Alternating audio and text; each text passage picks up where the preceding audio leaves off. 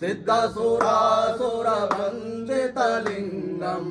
तत्प्रणमामि सदा शिवलिङ्गं कनकमहामणिभूषितलिङ्गं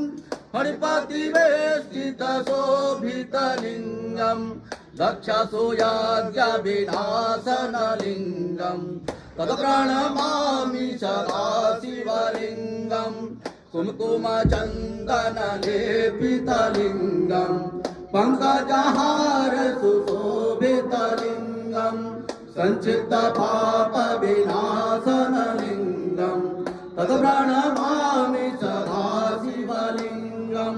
देवगणार्चितसेवितलिङ्गं भावेरभक्तिभिरेव च लिङ्गं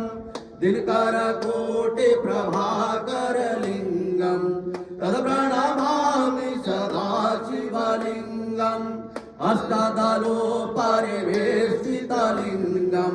सर्वसमोद्भवकारणलिङ्गं अष्टदरिद्रविनाशितलिङ्गं तत्प्रणमामि सदा शिवलिङ्गं सुरगोरसुरवरपूजितलिङ्गं सुरवनपुष्पसदार्चितलिङ्गं परात्परं परमात्मकलिङ्गं तत्प्रणमामि सदा शिवलिङ्गं तत्प्रणमामि सदा शिवलिङ्गं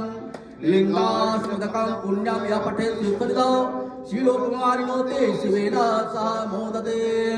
गुरुमात महादेव की रुद्र भगवान की रामचंद्र की नमामि समीसान